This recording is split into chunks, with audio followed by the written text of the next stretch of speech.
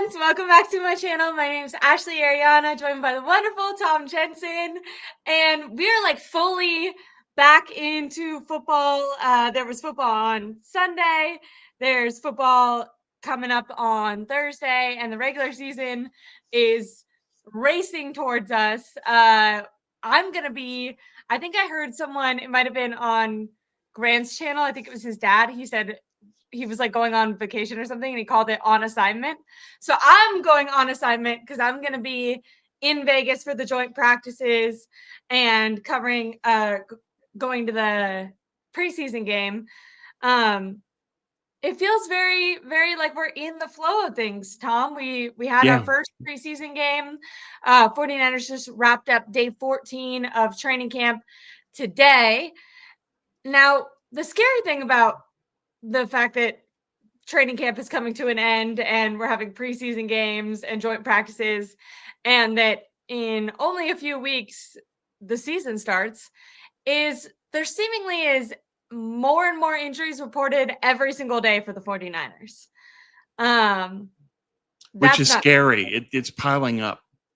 It's really piling up. And I feel like we've tried to have a positive spin on it. There hasn't, knock on wood, been a lot of season ending injuries, but we've had a lot of soft tissue injuries. We're in the flow of camp now, and it's specifically targeting we're having injuries all over. The 49ers having injuries all over the team, but it's decimated their wide receiver room, their running back room. It's really impacted their secondary.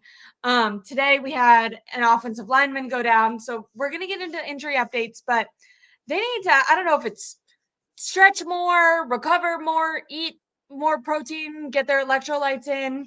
But they need to be doing some sort of, self-scouting analysis, because under Kyle Shanahan, the 49ers have been one of, top 5 most injured teams the most in the NFL consistently. Yeah.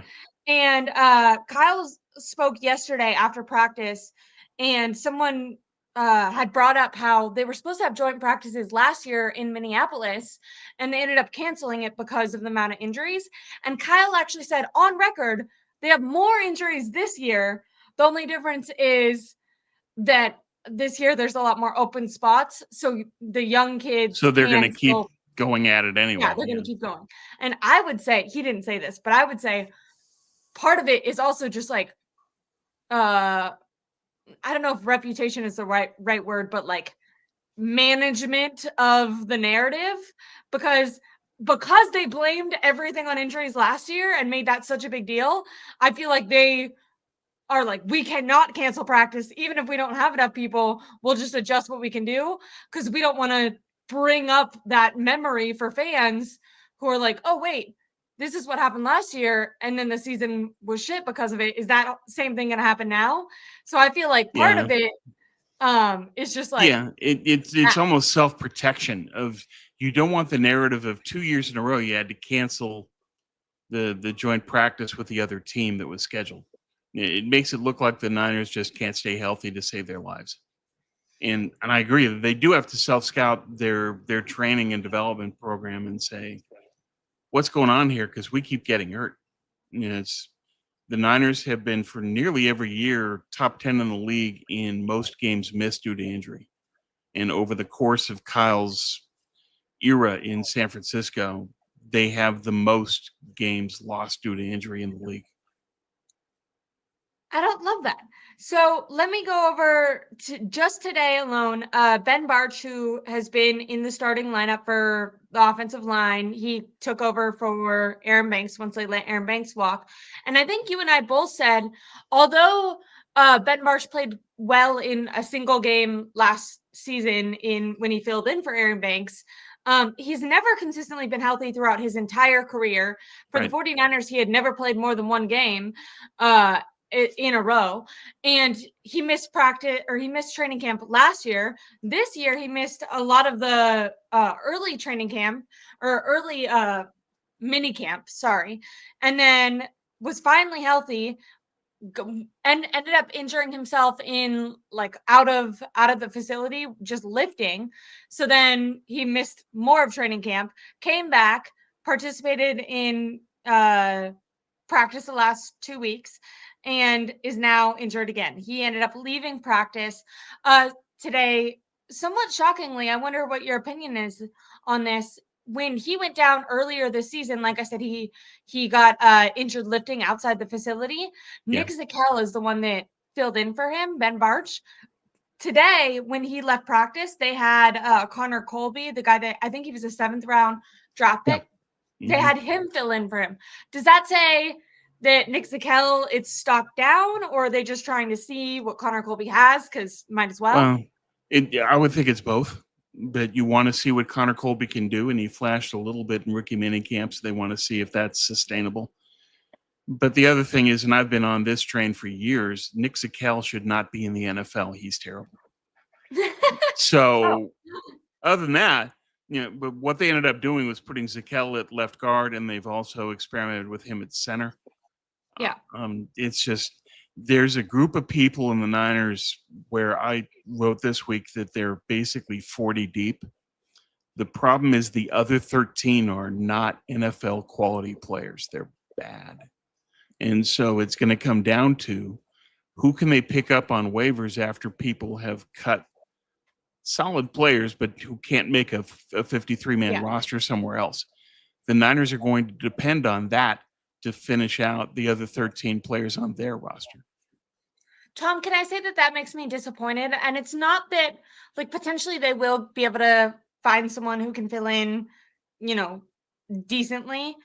But for them not to have the foresight last year to draft someone when they had, a historic offensive line draft, it was very, very deep, and they didn't address the offensive line at all. This year, I know we just mentioned Connor Colby. That was the 7th round. They didn't go out and get anyone in free agency. And I think one of the reasons they might not be letting go of Nick Zakelj is he's one of the few guys, the depth pieces that can fill in for the center position. No, I'm not saying he can fill in well, but they are really struggling with that, because even Connor Colby, he, at least so far in his career in college, has not participated or has not ever had to fill in at center. So they used to have depth on the offensive line where obviously it wasn't as good as the starter, but they had a lot of swing tackles, like guys that could fill in for multiple positions if they needed to. And right now they seem, it's crazy to me that last year and the year before, anytime the 49ers under Kyle have not gone to the NFC Championship or the Super Bowl, you can trace that back to their offensive line being terrible. You can even trace their losses in those big games to their offensive line being terrible, obviously, as well as other things. But to me, it's going into the last two drafts and free agency, it's been like, you need to address the offensive line. You need to address the offensive line. If you look at the Rams, they used to not really invest in the offensive line either. The last 2 years, they've totally changed that strategy. In free agency, they've gone out both off seasons, this most recent one and last off season. They've gone out and got guys in free agency. They've drafted on that offensive line. The reason I'm bringing up the Rams, one, they're in division. Two, the Sean McVay, Kyle Shanahan, they kind of have similar ways of thinking. They're often compared, but Kyle has not adjusted in this way. They had 2 off seasons where their offensive line has been horrible, and they've refused to address it in free agency. And the excuse is they didn't have, they don't have enough money, even though they have tons of cap space, but they don't want to spend the money, whatever. And it's like, okay, it might not be ideal because maybe these young guys will take some time to develop. But if you're not going to go out and get a guy who's ready to play right now, at least draft a guy, at least have the foresight to know that you're gonna need someone to fill a position eventually. Even, Trent Williams, he's a great player, but he misses 3 to 7 games every single season. And now so it's Trent. Sorry, I got heated.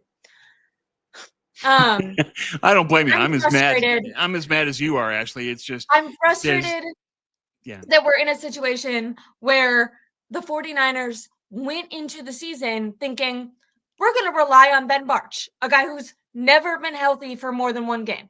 Right. We're going to have an offensive line that starts Trent Williams, and he might miss 3 to 7 games because he normally has a high ankle at some point, and we don't have a backup for him at all.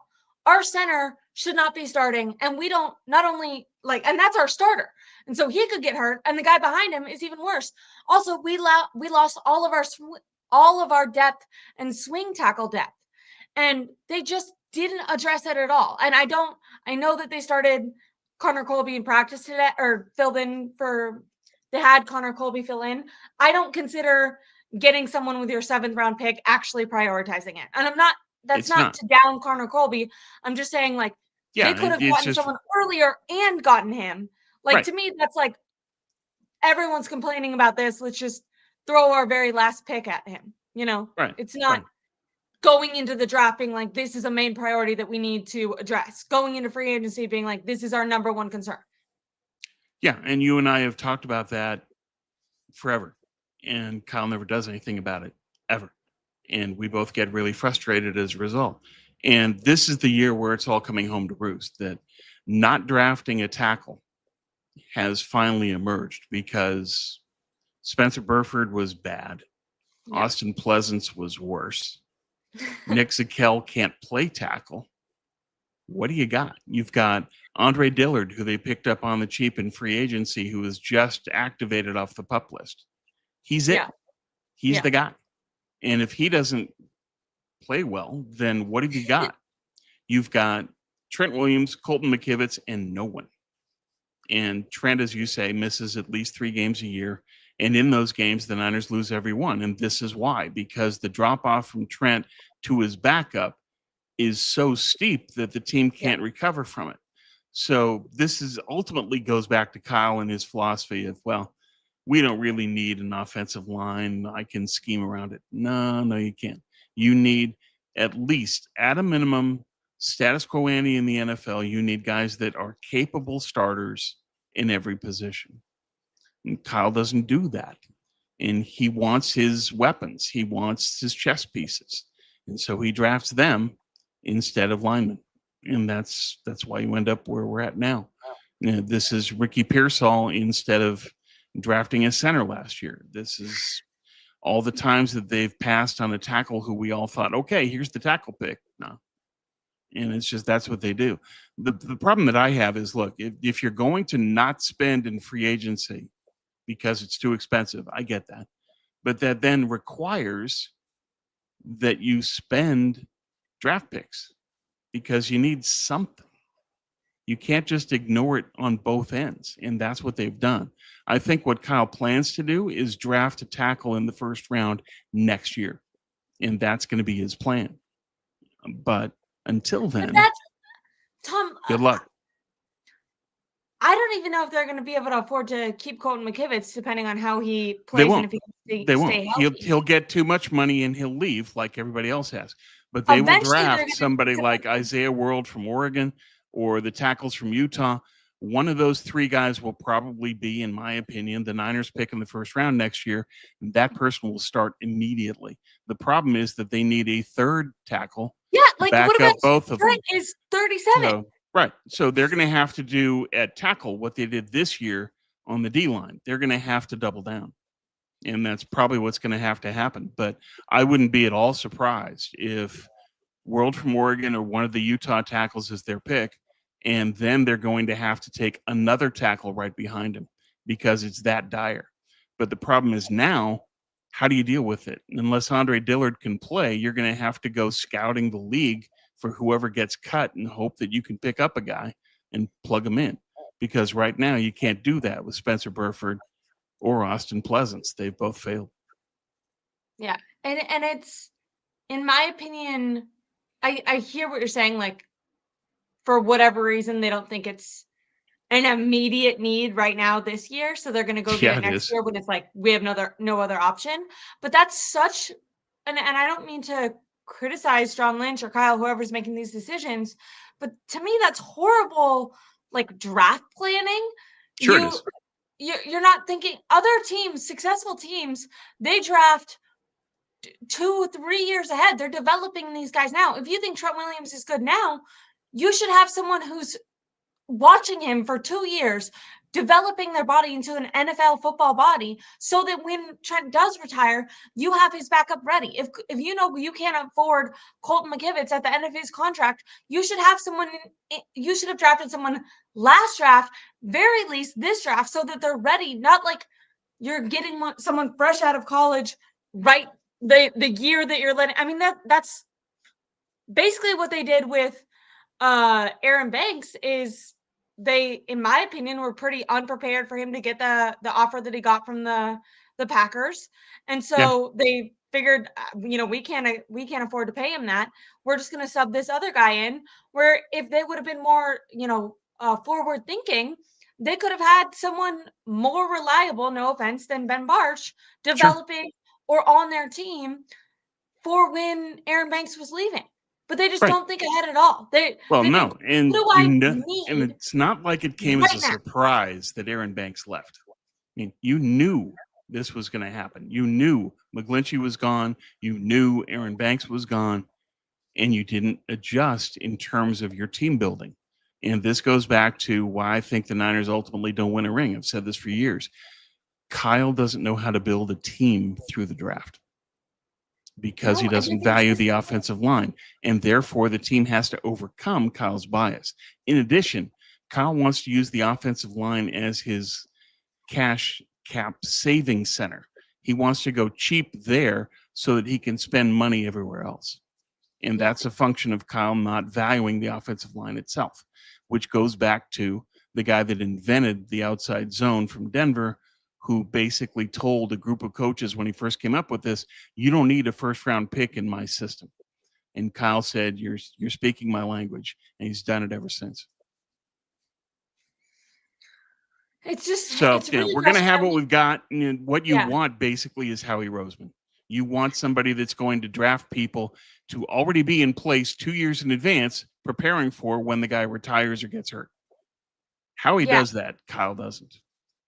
And like when you say go cheap, I think what's important for fans to realize is there's no way to go cheap on the offensive line unless you're getting injury prone players.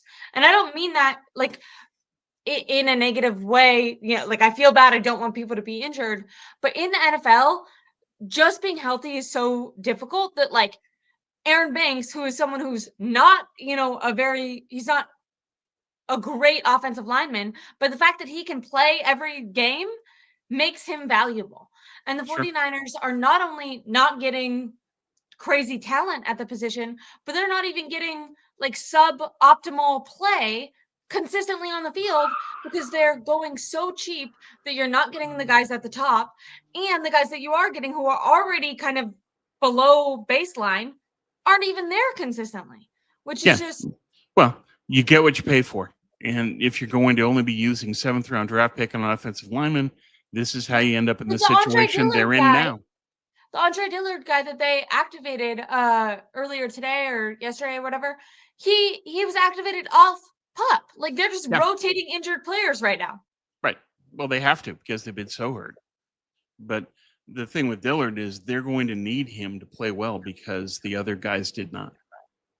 Yeah, I will address really quickly. Filthy Casual says that Chris Forster won't fight for picks. He might be addressing the offensive line coach last year was kind of asked if the 49ers should utilize higher draft picks on offensive line. And he said no, they should use those on talent and that he can, develop lesser, later round picks.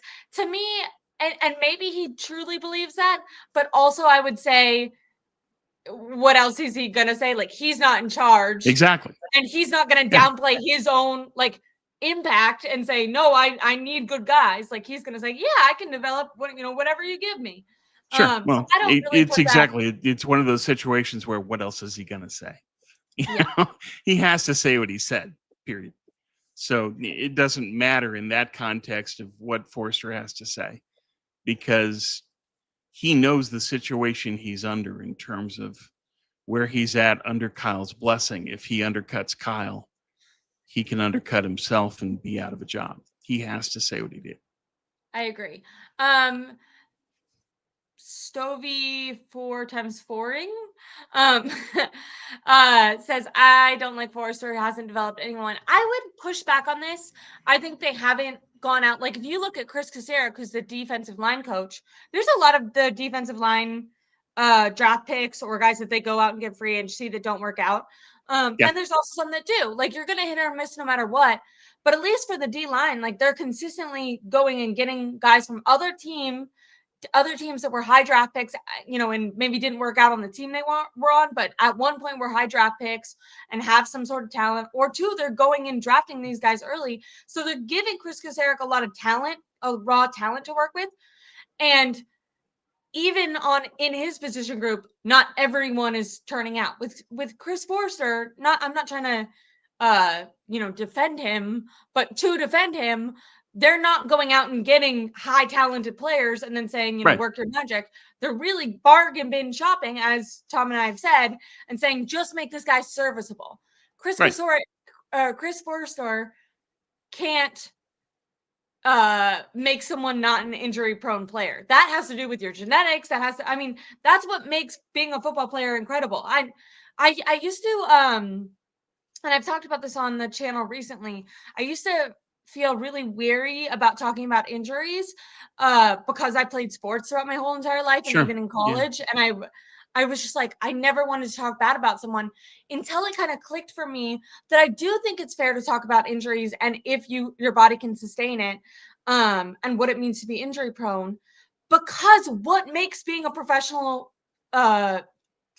football player, but athlete, so impressive is that you have this like genetic ability, this talent to stay healthy. That's why so many people who maybe can run just as fast or can hit just as hard don't make it all the way there because their body declined once they, continued with that level of performance throughout their high school and college careers. So I do think it's like in the same way that some people are born stronger, taller, faster, whatever. It is a genetic skill to be able to stay healthy. And so if you're giving guys to Chris Forrester who can't stay healthy, you have to be, it's a cliche, but I've heard a lot of the 49ers assistant coaches mention it this offseason. You have to be able to stack days in order to get better. In order for Chris Forrester, for his development to work, for his coaching to work, the player has to be on the field enough to play, get their videotape, get watched, look, okay, what do we need to adjust? What do we need to work on? And then for multiple days and weeks in a row, we're going to work on this adjustment. And then you're going to perform better. And you have to be healthy enough for long enough. This is why Jauan Jennings didn't work out. It's not that he didn't have talent. And it's not that Robert Saleh was a bad coach. It was, they would see what was wrong. They'd say, okay, this is the things that he needs to do to fix his pad level or whatever. But then he couldn't stay healthy for long enough to actually work on that and make those new patterns. And so you have to be available in order to grow, basically. And so the development pattern is dependent on the player staying healthy enough for an assistant coach to coach that player up and get him ready for the league. And unfortunately, in the offensive line, there's a lot of guys who have been injury prone who haven't been able to stack those days. And part of that is you have to invest in the athletes that are available earlier in the draft who are more capable of stacking days.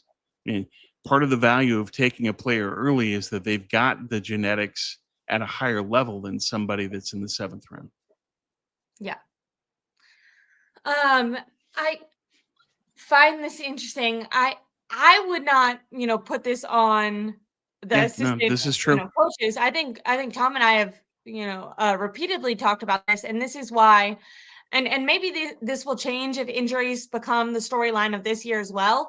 But I think right now, even though John Lynch is the GM, there's been a lot of almost like them admitting that Kyle is the guy with final say. I think they've outwardly said, I think John has said, I give my opinions and then Kyle approves. And Kyle has said, I let everyone give their input and then I make the, final decisions. And I think a big flaw in Kyle, the GM, not saying Kyle, the head coach or Kyle, the offensive coordinator, but Kyle, the GM, is that he seemingly doesn't care about injuries, and it's over and over again bit him in the ass.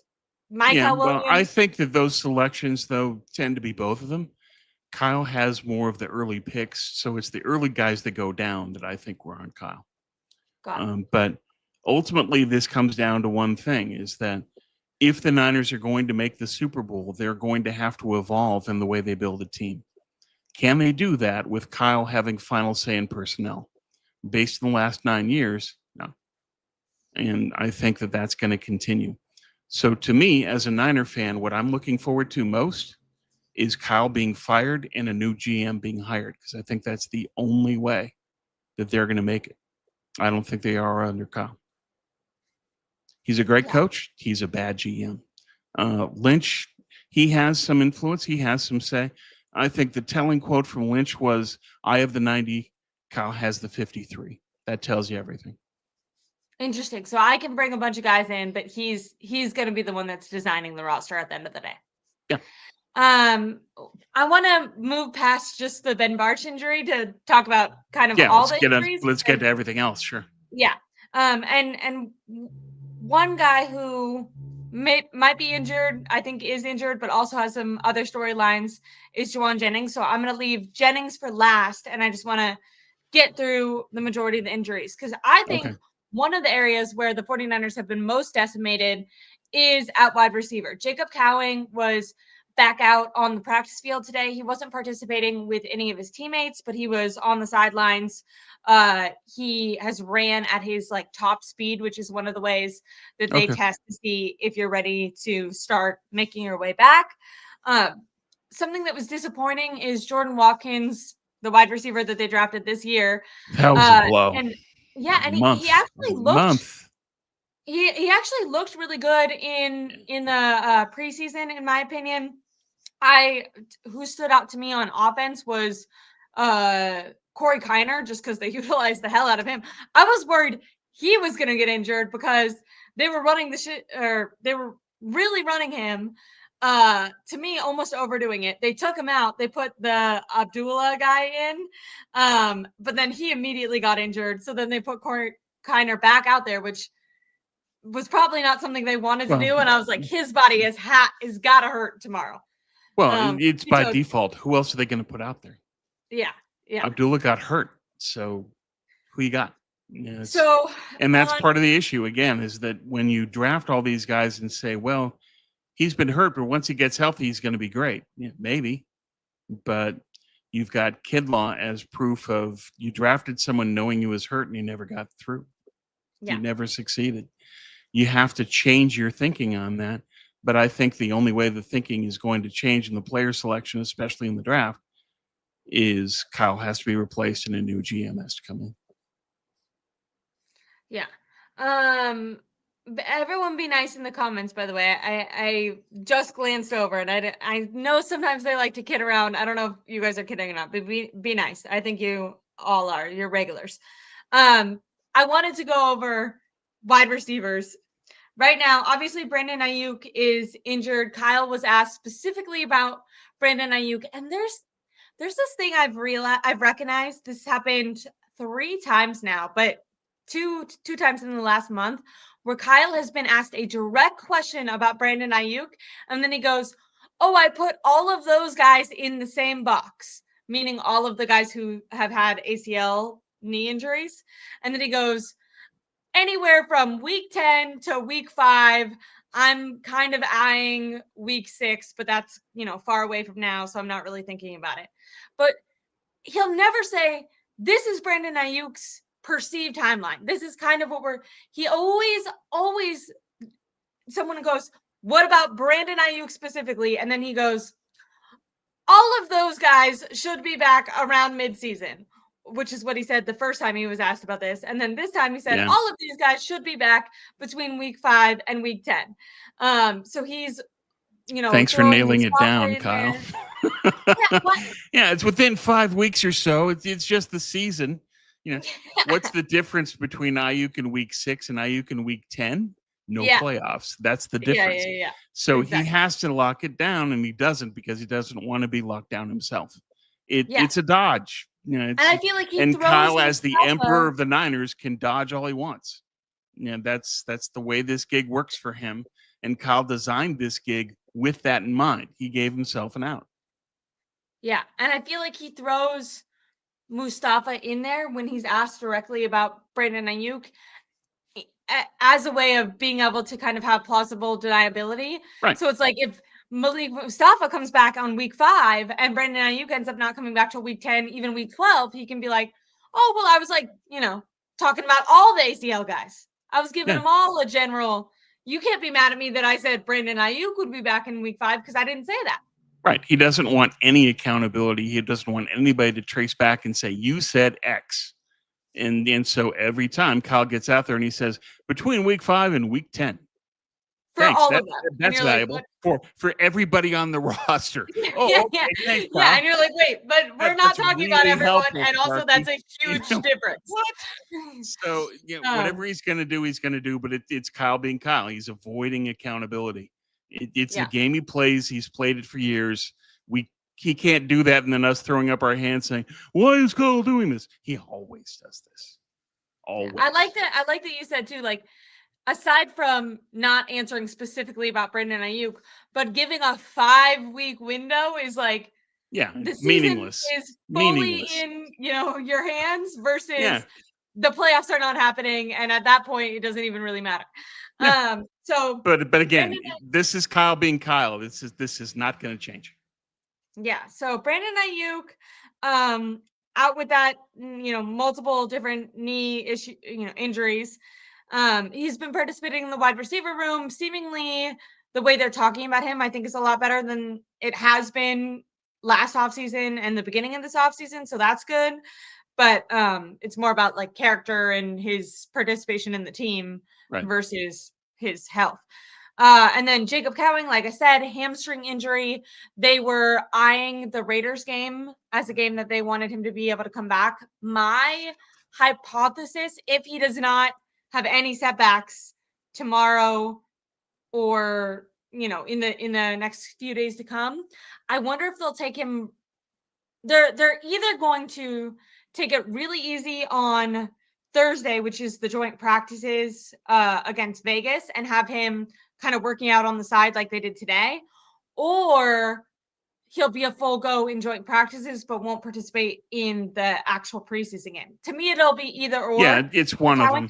I don't think he's going to be like full going on Thursday and then full go on the actual game. And it won't be bang bang like that. No, because they have to protect him. Like who's available and what they want to see him do. My guess, especially with Jordan Watkins being out with the high ankle, Kyle said it would be about a month for him.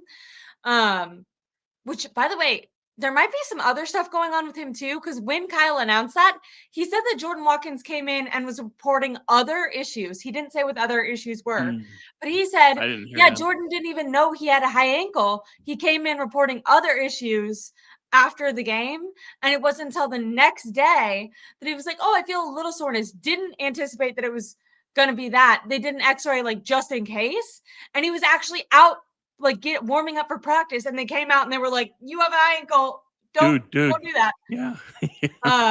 So there might be at least they caught it in time so he didn't re-aggravate and make it worse. Agree. I'm glad that they it's really going to hurt to lose Watkins for a month as a blow, because they're probably going to lose, Robinson to a suspension. They're not going to have Ayuk. They're not sure if Jauan Jennings is going to be available or not. Pretty soon you're getting down to the bare bones. You've got Ricky Pearsall, who you can't count on to stay healthy. And then what? Guys that shouldn't be playing. They talked about Robinson yesterday. They're definitely anticipating that he's going to be suspended. They said that what they're doing is like trying to appeal how long the suspension will be. Usually 3 weeks. Got it. So maybe they're trying to bring that down to 2 or something. But from the way they talked about it, they were like, he's not going to be there for week 1. No. Which is why you can also probably anticipate him practicing, or not practicing, but participating in the last 2 preseason games. Because Kyle did say if he's not going to be fully able to go for week 1, that they might utilize him more in those preseason games. Yeah, makes sense. Because then somebody else doesn't get hurt. Yeah, that's the thinking. So right now, their healthy wide receivers are Ricky Pearsall, who literally just got healthy and has not, participated in any actual games yet.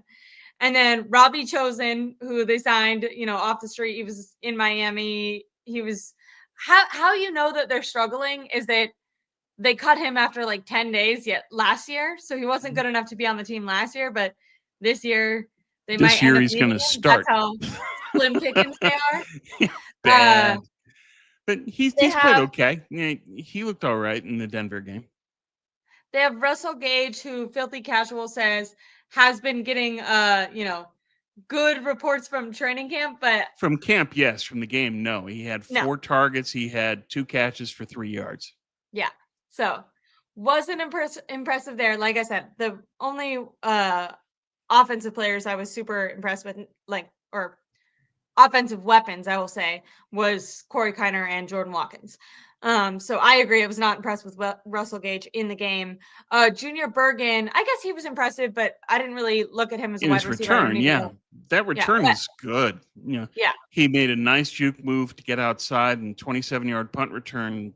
It's not something we're used to. He might make the team just because he's a good returner.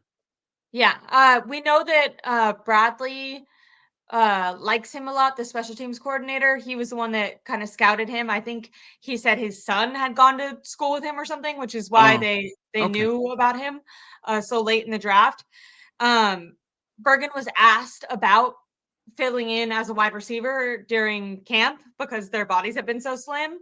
And he said he's adjusting to it because apparently you actually have to catch the football differently. Like when you're a wide receiver, you want to catch it with your hands. When you're a punt returner, he said you want to more corral, like you're actually taught to more use your body, which is the opposite. Like when you see a wide receiver do that in the game, you're like, that's a bad thing. So he said he's been working on trying to be able to transition between how to catch it, which is maybe why he hasn't been utilized as a wide receiver in an actual game yet. But I'm sure he'll be out there against Vegas too. So it'll be interesting to see what they do. Probably just out of necessity, out of sheer bodies, they're going to have to play him there. But he was used almost exclusively as a kick returner in Montana. Got it. And then they have Tariq Owens and Isaiah Hodgins. I don't know. Do you think either of those will make the team? Depending on no. They're gonna be. I think what they're going to have to do is they're going to have to ride the cut down day waiver wire like a hawk. Okay. I think that's what's going to happen is that whoever is a player that misses a position battle, there's talk that Romeo Doubs might not make it in Green Bay, and if so, then the Niners would pounce. Something like that. But they're going to be looking at players on the cut downs 290 and 253. And I think they'll be really aggressive doing that. There's a lot of fans that are saying, go get Amari Cooper. I don't think that's in the cards because he's too expensive. He's going to want $12 million or more, and that's why no one has signed him. So I don't think that they're going to make a move like that. They're going to want somebody cheap.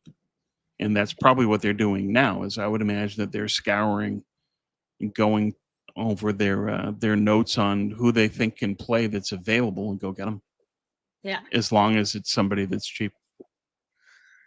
So, like I said, Ayuk injured, anywhere from week 5 to week 10.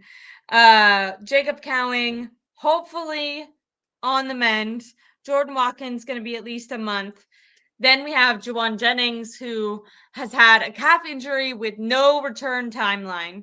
And it's been scary. It's been scary because when you hear calf, at least for the 49ers, I think it's hard to not wonder if that also means Achilles. Also, Kyle did mention this. Jauan Jennings missed the majority of training camp last year with a calf injury. He also missed one day this offseason in mini camp with the calf injury. So this could be like a reoccurring thing. The one thing I will say is if it is the same calf flare-up, Jauan Jennings, although he missed training camp last year, ended up having a good actual season. Right. where I wonder if there's other elements going on is that Yeah, the Richard contract Sherman, talks. Yeah, that could be Richard factoring Sherman in. has talked about the contract. I think George Kttile has talked about the contract now. There's been multiple people who have said, if the 49ers treat Jauan correctly and extend him, he might just be right back out there on the practice field, which makes me wonder if he could have started to hold out. Now, he was Maybe. working We on the don't know though. sideline We today. we don't know the truth of that in either Yeah, and direction. yeah, he was working on the sideline today, and I think if you were holding out, you would just not be out there in general. Right. The fact that he was testing out his speeds to me says that he was probably actually injured, and he's doing what they just did with Jacob Cowing and Renardo Green. This week was the week that they wanted to test out their speeds. Jacob Cowing was able to do it. That's why he's moving towards being back in the progression. Renardo Green could not hit his top speed with that hamstring injury, so they're giving him another week before they test it again. To me, they're putting Jauan through that same testing. So I think that they're taking that injury seriously. What I will say though, this morning, Tim Kawakami came out with ESPN, and there were some reports that the 49ers are not going to extend Jauan Jennings, that they don't think the timing's right, Okay. and that they're not close to any sort of deal. What is your takeaway from that report? Because I will say, when I heard the Jordan Watkins things, I was like, stock up for Jennings. Like, if this, it to me, I guess it depends. Like, if I'm the Niners, is this injury real or not? If it's not a real injury, I it's think it's stock real up for Jennings. given that he had problems with his calf last year. I think that this is likely and a legitimate problem. But they could be looking at this and just saying that because he's got it again, that's a red flag. And we don't really want to keep him for 2 years anyway. We want 1 year. Yeah, And Jauan doesn't want 1 year. He's in a position where he wants to leverage this into the longest deal he can get. Uh, I'm sure that he would love to get a 3-year deal. The Niners have probably offered him 2, but not at the money that he wants. And so we're in limbo. this netherworld of who knows what's going to happen from here. I think that they're still going to want to sign Jauan, but on their terms. And Yeah, if Jauan says no, I'm not going to do that, then they're just they could look at moving him deadline. It could be something where they just punt it to then. But whatever they do with Jauan, it's going to tell us a lot about their expectations for this season. If yeah. they don't bring Jauan back and take care of him the way that he wants financially, it tells me that this is a throwaway year in their eyes anyway. That they're thinking internally more about next year than this one. Which is really frustrating, being that they're literally Sure. hosting the Super Bowl this year. So I just wanted to kind of go to the quotes that Tim Kawakami said. So Tim doubled down that the calf injury is real. He missed practices in the second week of minicamp due to this, and then has missed the majority of training camp. He said and I don't know how Tim knows this. I know that Tim recently had Kyle Shanahan on, but he confirmed in his article on the Standard that this was the same calf that was bothering Jennings last year. Okay. He said, of course, because there's these negotiations going on, there's speculation of if it's real or not. Jennings is set to make $7.5 million this season. It's the end of a 2-year extension that he signed in Last the year. previous offseason. Basically, he said that he checked all around, and his understanding is that 49ers feel that the timing is all wrong. They don't want to give Jauan Jennings a new big deal so soon after he just signed the last one, a year after signing Brandon Ayuk to a huge contract where they aren't seeing the full benefits of that money. Also, they have mentioned that they just signed Brock Purdy to a major mega contract. So Yeah. I'm not saying it's right, but it follows the logic. This year, Kyle, Jed York, and John have all said they want to save money. They want to save money. So to me, to hear, hey, they don't want to give this wide receiver money, I'm like, yeah, that makes. They've been It telling fits. you that all offseason. Yeah, they've been hinting at this for a long time now. Of there's only so much that the Yorks are willing to spend this year. Part of that is all the money they've spent in soccer in Europe, but part of it also is that just they look at this and say, we're looking at our total expenditure in this team that didn't make the playoffs last year and might not make the playoffs this year. We're not going to spend the money we used to because that team was a legitimate Super Bowl contender. This one is not. And so we're Yeah. going to calibrate our expectations and our payroll accordingly. So that's part of this. But beyond that, I think that there's a lot of lessons to be learned from what happened with Ayuk, that it's coloring their perspective on every receiver because of what they went through with Brandon.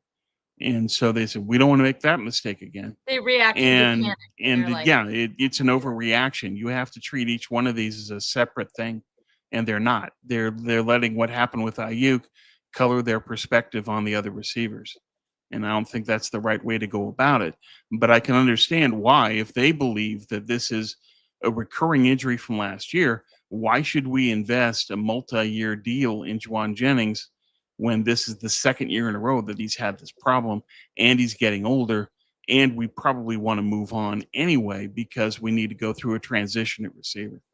So I wouldn't be surprised if this kind of stalemates its way through. But whenever I've said that before, they end up signing the guy. So we'll see. Yeah, I've always been wrong on contracts on that stuff. So take I will my say, take my bit with a grain of salt. a I'm wrong on that one reporter, a lot, but that's my gut, is that this yeah, is probably going to drag on because Jauan isn't healthy. a reporter did ask, that not necessarily pertaining to Jawan, but I think that Kyle's answer applies to Jennings, not just this. But someone asked, with all the injuries at wide receiver, have you looked into signing a big name? And in that, I think it means also, like, are you willing to spend the money to go out and do that? And Period. Yeah. Kyle said, you know, you don't want to do something out of desperation that you're going to regret next or later this year, and especially next year. And to me, that not only applies to like going out and getting a big name, but it also applies to jumping on the Jennings thing. Oh shit, Jacob Cowan can't participate yet. We just lost Jordan Watkins. We should rush and sign Jauan Jennings. Well, if they didn't think that signing Jauan Jennings was a good idea a month ago, they don't want to act in desperation, which is what they did with Brandon Ayuk, sign Right. him. Then these guys end up getting healthy, and they have a Jauan Jennings who's an older, slower wide receiver already, has a calf injury, and they signed him for 3 more years. Right. They don't want to And be in a so, situation. given what happened with Ayuk, they're going to bend over backwards to not do that again, and Yeah. that's going to hurt Jauan, which is unfortunate, but that's the way this works. Yeah. The last thing that I wanted to do, and these are subject to progress and change as the preseason goes on, and then obviously once the season starts. But we've had some practices and a preseason game to kind of look at some of the draft class. We talked a lot about injuries, and some of these guys are currently injured, so we'll talk about that as we go through them. But I thought I would kind of mention the guys that were drafted this year and just get how you're feeling about them so far. So starting with Michael Williams, I think the initial reaction to Williams during mini camp specifically and training camp before the pads went on was just like, holy shit, this guy looks like a veteran. His body is built. He looks like he belongs on the field. Once pads came on, he wasn't the most dominant out of all the rookie draft picks, which I think surprised some people. He still looked good, but you could see the areas of weakness that we knew were, he was drafted to be able to set the edge and stop the run. Pass pro was always going to be an issue for him. But how do you feel about the initial reports of Michael Williams? I think that he was a projection pick of sorts, in that once he grows into his body and matures, he's going to be an absolute beast. I think that's true. But until that happens, he's going to continue to have these kind of injury knickknacks that build up. And he's going to have to play hurt because he keeps growing and he keeps getting really big. And I just wonder if the rest of his body can support that. And That's that's why interesting. he Maybe that's why has he has some this injuries. reoccurring. Yeah, you see that in track a lot. Guys that are built up as sprinters and then they overload their joints and then they get injured. And I think that's what's going on with Michael. It's the same Putting a thing. lot of muscle Is and that weight on his he's frame. got so much muscle definition. He's this jacked up dude that it puts too much pressure on his joints, and that's why he has trouble. But I think that over time, he will grow into his body, and that won't be as much of an issue. But it's going to require some patience. Now, the Adjustment period. watchword in this draft, I think, is patience. You're going to need that with a lot of these guys, but especially Michael and Nick Martin. They're both going to need patience. Yeah, Robert Saleh, when talking about Nick Barton and his explosiveness, he said, he likes that he's aggressive, but he actually used the words, sometimes he needs to be able to reel it in. And that explosiveness, although necessary and powerful, can also lead to injury if your body isn't ready for it. That's when you get injured. Your body needs to build up like strength and endurance and all that, but where most injuries happen is on those explosive movements, that fast stop and start, Right. especially soft tissue So if stuff. you're too torqued up, your joints can't handle it, and Yeah, that's what I think is happening with Michael. And we have to remember just how young he is, so that's part of this. And part yeah, of it also is that at Georgia, he built it up to a huge level where it wasn't really healthy relative to his age and physical maturity to develop to that point. So his body needs to get into balance and then he'll be fine. But until he gets to that point, he's going to continue to have some injury issues. agree. So moving off of Michael Williams, I think the guy who's gotten the most praise, at least since pads have came on, would be CJ West. He's been Yeah. rolling with the ones, going with the starters. I don't know, like I went to 2 days of camp and I thought he looked better in the camp drills than he did in the preseason. Not saying that he did bad in the preseason, but Hmm. like in the camp drills, I was like, oh my God, this is like the best player ever. He just looked so dominant. I think in the preseason, you're like, okay, like he's developed, he's working his way in there. But still, I mean, I think he's gonna be a day one starter. So Sure. I think He that's has to be. an A plus. If you can get a guy who, one, I mean, you need him to start, but two, he can like Yeah. survive and be on his, go against opposing number ones, and handle his own. Not saying that he needs to be the best ever, but if he can be a serviceable to good starter his, first year, that's a great pick. So I Yeah. feel good about CJ West. Sure. Yeah. That was their best pick in the draft. Yeah. You were really excited, like Coach and when I it were happened, both right? doing cartwheels and handstands when they picked CJ West. Yes. Yeah, yeah. I We remember. I feel like that loved was that pick. we Yeah. went over it after, and you said that was your favorite draft pick. Right. And this is part of why is that you've got a two-way player. He can play on run and pass downs, that he can take on double teams and attack it. He's got the physicality, the hands, the technique in feet and hands to free himself and be a disruptive force. So I have no issue with CJ West. In the game, he faced a lot of doubles and took them on. So Yeah. that's part of why he wasn't, say, as effective as maybe like Sebastian Valdez. But we have to And remember that's supposed to, who like, West was playing opposing. and that he was the focus of the offensive line, Yeah, is that we have to take this guy down first and the rest we'll just deal with. it's almost a compliment, right? Like, as a rookie to be like, Yeah. you're the one that we want to focus on the most. I know you have a writing thing. Is it right now? No, it's at 5. Okay, got it. So we'll speed through these. Upton Stout has done nothing but show out and get tons of praise from all different beat reporters. And if you're a fan of the 49ers, it takes a lot for beat reporters to all agree on one thing. Um, they can all watch the same drill and have different takeaways, but what they've all agreed on is that Upton has looked great. Robert Saleh has also praised Upton. What sucks is that he ended up injuring his calf, and it seems like it's going to be quite maybe a month or more. We don't know how Yeah. serious, but when Kyle talked about it, he didn't sound like he's not going to be back from the Raiders game. He probably won't be back for the Chargers game. They're hoping that he'll be back for week 1, but the issue is that's a lot of training camp days that now he's going to be missing. So hopefully that progress doesn't stall. What I will say is watching the preseason game, I mean, I feel like the before I saw that preseason game, everything I heard is like the secondary's decimated. There's no depth. It's horrible. It's horrible. I liked that Chase Lucas guy. I felt like he was He flying played around. well. He had some nice flashes. He was Yeah, it disruptive. gave me a little He played more well. confidence. I was like, Yeah. oh, I'm not But saying they're going to be that's like one guy.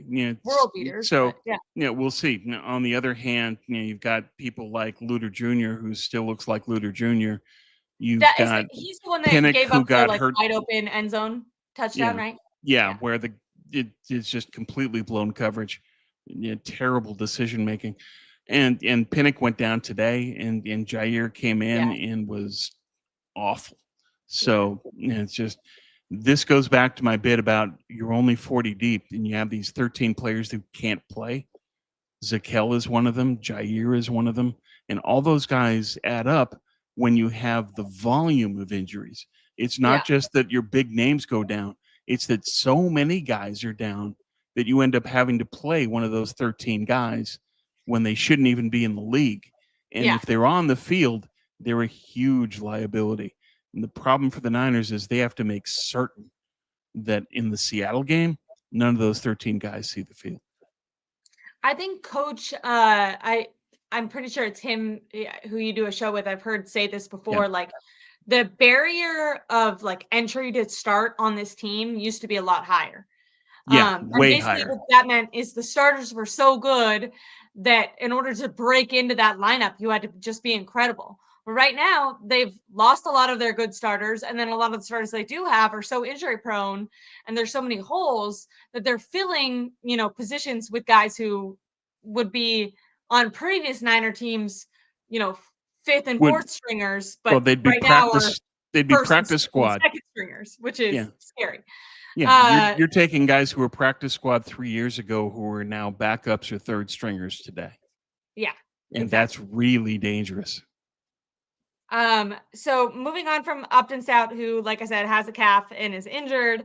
Marquise Siegel, a lot of people had a lot of positive things to say about him good from the preseason. I mentioned Nick Martin earlier. Martin had aggressiveness, but I think he missed like 5 to 6 tackles. Like it wasn't always hitting. You want to see that energy, but you want to see it connect.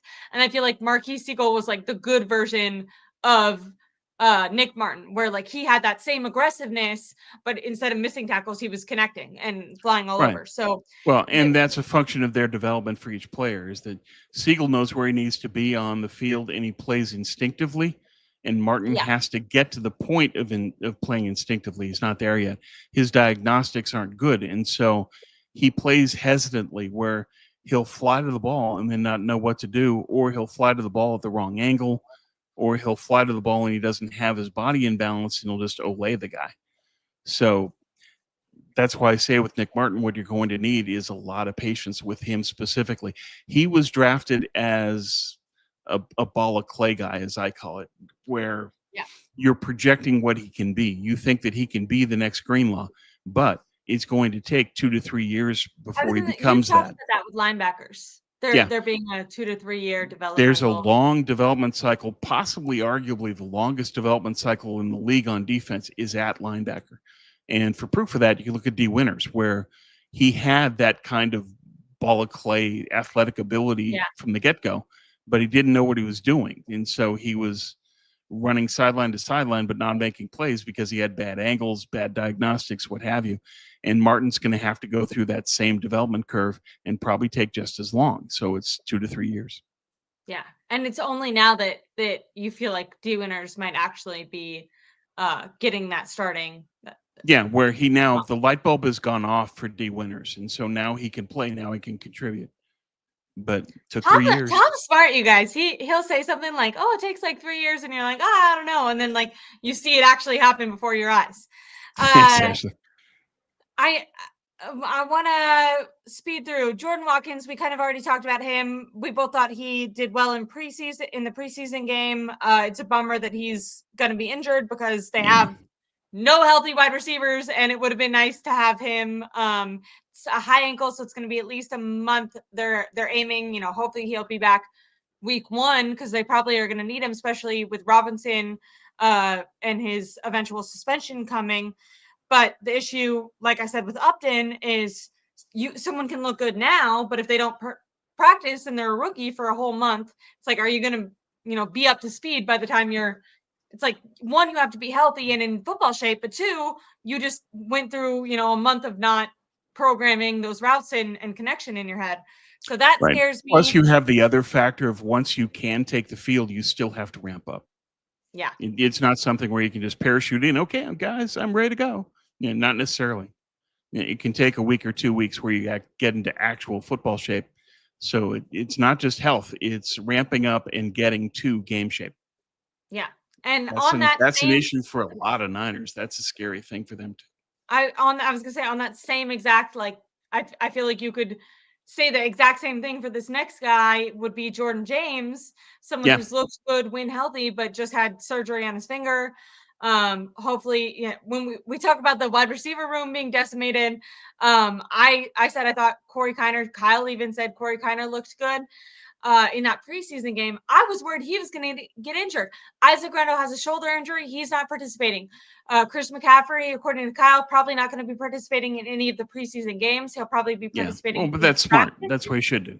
But in the games, they have Patrick Taylor and Corey Kiner, like their only healthy running backs right now. So those two position groups are looking very, very slim. Thin. They just put the guy that starts with an A on injured reserve, season-ending injured reserve. So, Amir Abdullah. Yeah. But to your point of guys who used to not be, practice squad level guys are now. That's Jeff Wilson Jr. is so indicative of that. 3 years ago, the Niners said he's not fast enough, strong enough to be on our team anymore. We have better players. They're so low on talent right now that he is now a guy who's going to be taking meaningful snaps for them. And I'm not trying to diss him. He's just older and on the other side of his career. Right. Well, but part of that also is Kyle valuing knowledge in his system to such a high degree that he's going to value somebody, even if they're on the decline physically, he's going to love that Jeff Wilson Jr. knows every play and where he needs to be. And that's going to put Jeff Wilson Jr. on the field. I just worry that given his age, if you give him too many carries, he can go down too. That's the problem with all of this is just, God, how are you going to get through all this? Yeah. You heard that song? I worry about the Seattle game because they're not going to have enough healthy bodies for that game. No, not at all. And I feel like a lot of the stuff we're saying, it reminds me of that song where it's like, I've seen this film before and I didn't like the ending. I'm like, this all feels way too familiar and I know the outcome and I don't like it. Yeah, there's a deja vu to all of this. Absolutely. Speeding through, like I said, Connor Colby got some first team reps today. Yeah. Do I think he should be a meaningful starter? No, but they might not, have an option. Yeah, do they have a choice? Terrifying. Yeah. Alfred Collins, Robert Saleh was asked specifically about Collins today. He struggled in the preseason game. He struggled in practice with pad level. I guess something to keep in mind, I think you said this on our last stream, due to injuries, don't take a shot every time I say injuries, guys. You'll be dead. But due to injuries, he did not participate in the majority of the offseason. So Robert Saleh was basically plus the holdout. Let's remember that he held out because of the second round stuff. My point on Collins was because he held out for so long, he's not in game shape. I think that's still true. Yeah, it's part of why he plays so tall. But then he played tall at Texas, so that's just who he is. The key thing with Collins is, can he take on a double team and just stand them up and be this immovable wall?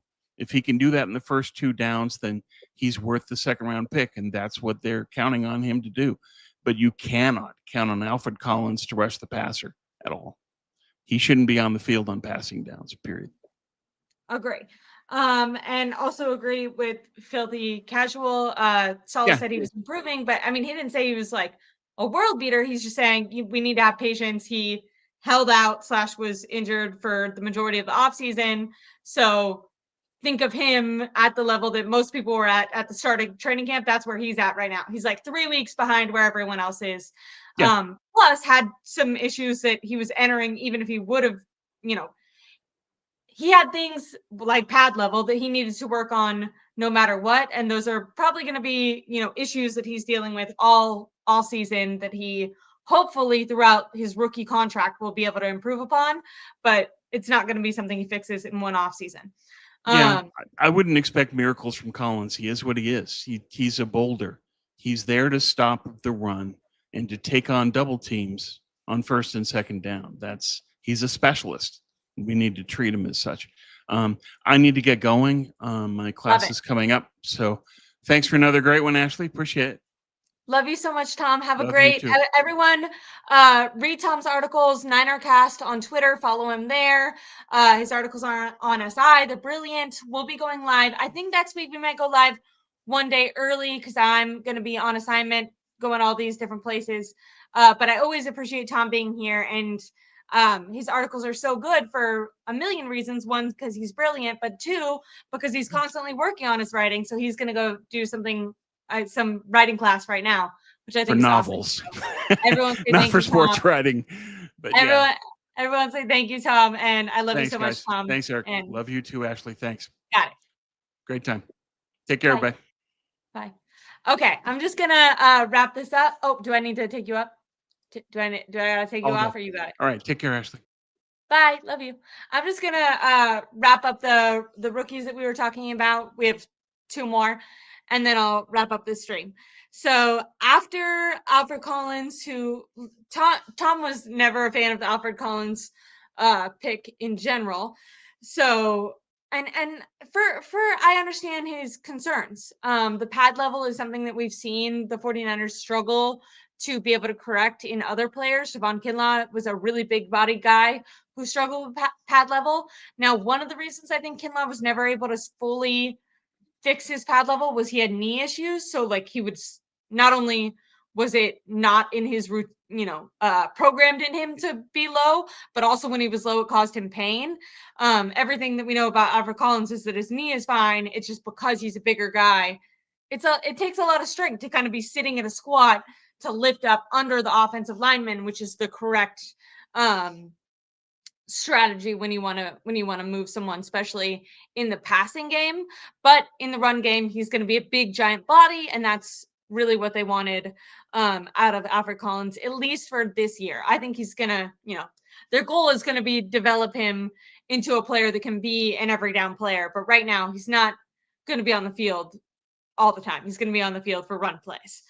So that's my analysis of Alfred Collins, going through all the guys the rookies that they drafted this year. We already talked a lot about Nick Martin, has great athletic traits, but I wouldn't expect him to be a starting linebacker this year. I think it's going to be, I think Marquise Siegel has fully taken over that. And then we have D Winners and obviously Fred Warner.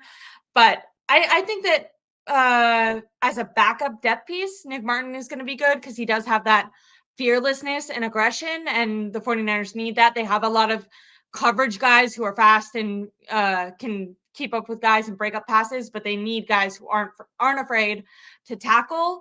And Nick Martin is not at all afraid to tackle. He just sometimes is so eager actually to tackle that he's running in front of the guy and tackling the ground or tackling behind him. So he just needs to be able to kind of focus in a little bit more, and that'll be something that throughout the year he develops. Junior Bergen, one of the better punt returners that we've seen on the 49ers in quite a long time. He was a special pick, as I mentioned earlier, from the new special teams coordinator. If you guys don't know, the special teams coordinator was brought over by Robert Saleh. He's with the Jets, so he had a big boost of confidence, and it was he said after the draft that he was the one that scouted Junior Bergen. I think his kid goes to school with him, so that's how he knew of him. They got him, way later on in the draft, and I think that they're going to mostly utilize him as a special teamer, not necessarily a wide receiver, unless they're in a situation like they are now, where they don't have any wide receivers. Then they might end up throwing him in at wide receiver, but I don't think that that's their preferred usage of him. And I think once guys start returning and getting healthy, like Jacob Cowing, and then later on in the year, Brandon Ayuk, I don't think you're going to see Junior Bergen as a wide receiver. I think you're going to continue to see him as a punt returner. So I feel pretty good. I mean, it seems like all the guys that they've drafted this year have a lot of upside. They have a lot of athletic talent, and they're all, for the most part, younger, where in previous years they've seemingly always gotten older players. Like Ricky Pearsall is as old as Jamar Chase, which blows my mind if you think about how long Jamar Chase has been in the NFL and the fact that Ricky is, hopefully going to be starting his first full season. But this year they really went after youth. So we want these guys to be able to show up and perform this year. I think defensively, they're actually going to be a lot better than I anticipated. I saw a comment in here, and I agree with it. I think the defense is going to be the strength of this team. And when the 49ers have been the best that they've been under with D'Amico Ryans as the defensive coordinator, with Robert Saleh as the defensive coordinator, under Kyle Shanahan, the best 49er teams have been teams where the defense is the strongest. They had like a serviceable, good, an offense they can stick around and do enough, but the defense has been, especially that D line, has been kind of what's carried them to Super Bowls and NFC Championship games. And this looks like the start of rebuilding that. I'm not saying it's going to happen this year because, once again, a lot of these guys are young, so it might be a developmental year where they're kind of meshing together. But I like the early signs of these rookies that they have. The only thing that really scares me and that could put the biggest damper on the season is injuries. And right now they are a very, very injured team. I think it's something that's been hugely downplayed because the Kyle Shanahan and the front office really blamed last year. And the reason that they, only won 6 games is because of injuries. So I think they're like trying to not use that excuse because they don't want to bring that fear up for fans, but they have more injuries right now at this point in the offseason than they did last year. And last year was a big issue. So that, like I said, that running back room, really, really slim. Wide receiver room, really, really slim. We had an offensive lineman go down. When you look at that secondary, you look at the safety position, you look at the cornerbacks. Although I did think, the one guy, Chase Lucas, looked good in the preseason. There's not a lot of depth, and it does look scary when it comes to injuries. But I was trying to be mostly positive, so I want to be realistic and say that I think injuries are going to be a big issue, and hopefully, maybe luckily it hasn't been season enders except for the poor running back that they just put on season ending injured reserve this morning. But for the most part, it's been like soft tissue stuff. So maybe they'll start rounding out in shape right before week 1 and go on a healthy run. But it does scare me because a lot of the starters that haven't even been really relied upon yet, Trent Williams, George Kittle, Christian McCaffrey, like those guys aren't even, going full speed. They're not getting their full utilization. Like Kyle's just trying to save them for week 1, which is a fine strategy, but it's scary that just when we look at the depth, those guys are getting decimated with injuries.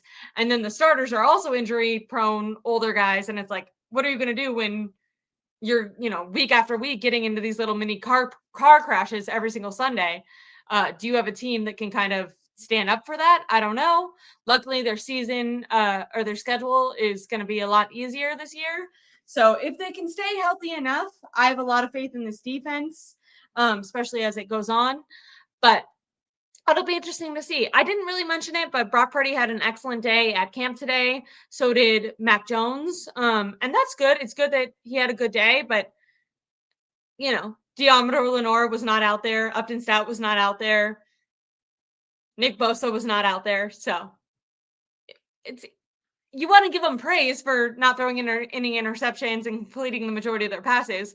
At the same time, it's like, well, why did they do so good? Okay, all of your starters were either injured or taking a veteran rest day. Like, you better do good, right? Just based on the competition you're going against. So I'm proud of them.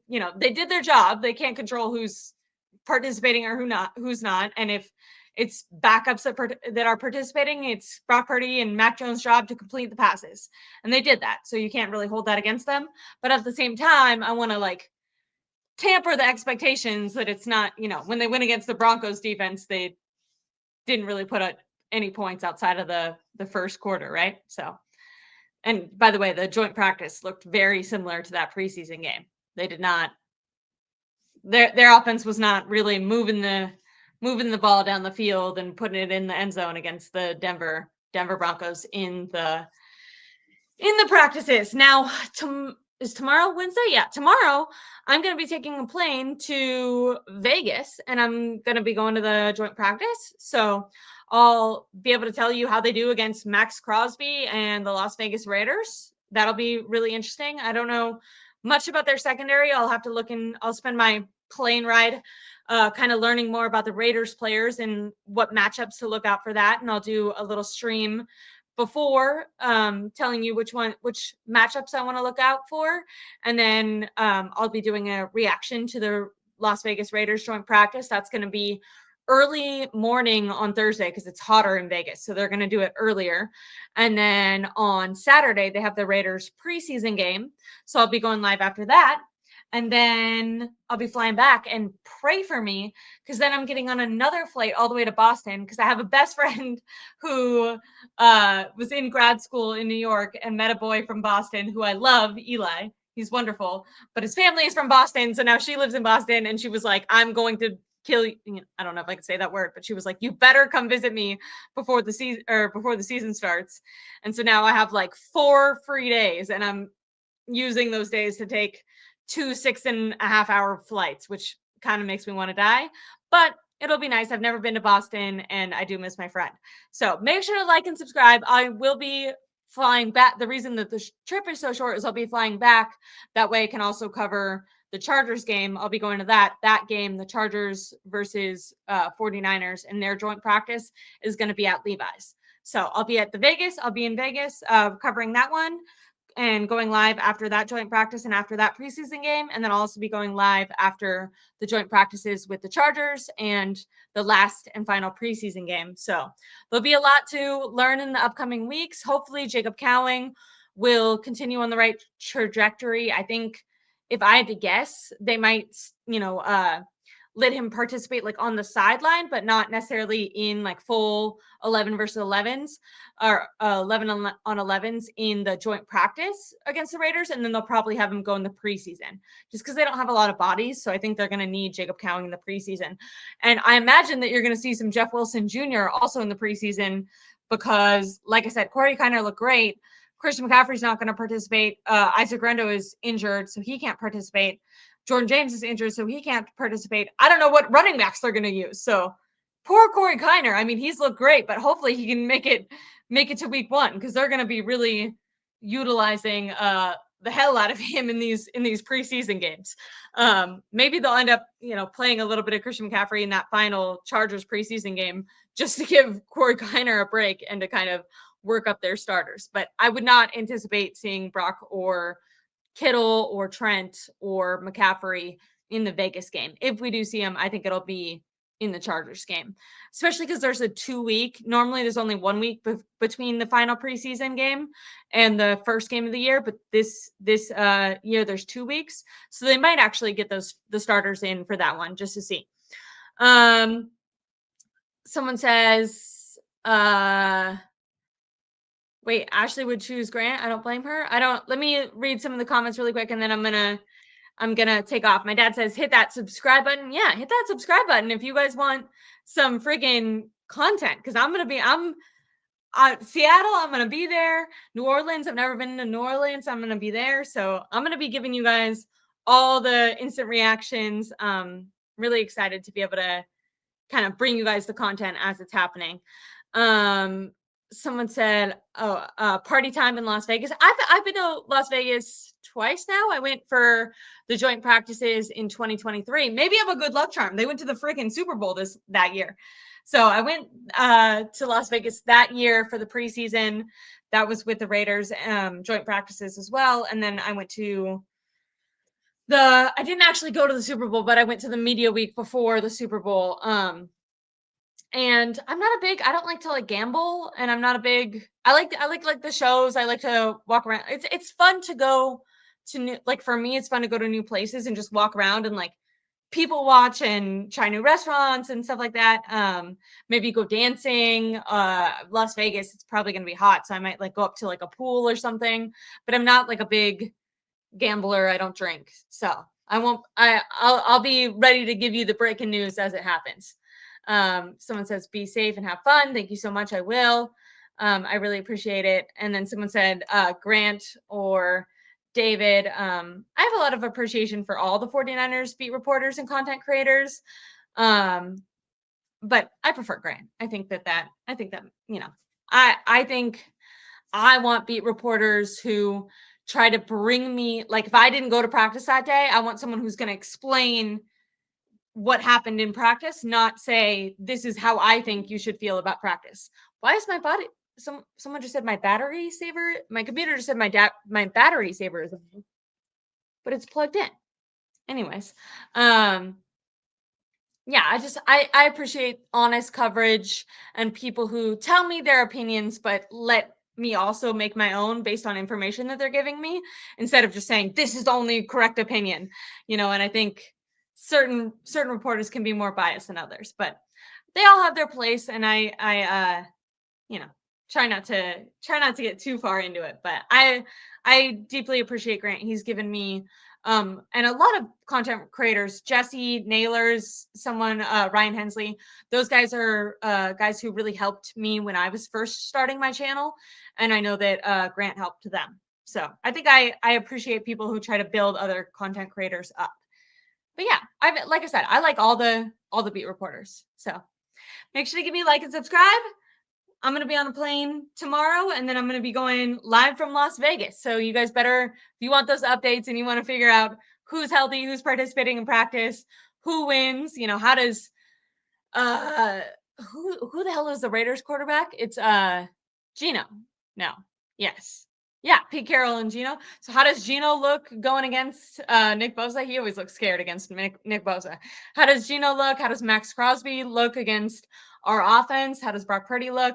Make sure to give me a like and subscribe. I really appreciate it. Pack Key. Oh, Pack Key coming in at the buzzer and says, how do you feel about the offensive line? I just spent an hour and a half talking about it. I'm really nervous about the injuries, and I'm really mad that they didn't address it in the draft or free agency in either of the last two off seasons. So really appreciate it. Thank you guys so much. And make sure to give me a like and a comment. Those really help boost my channel, and I'm trying to grow my channel. So thank you. Bye.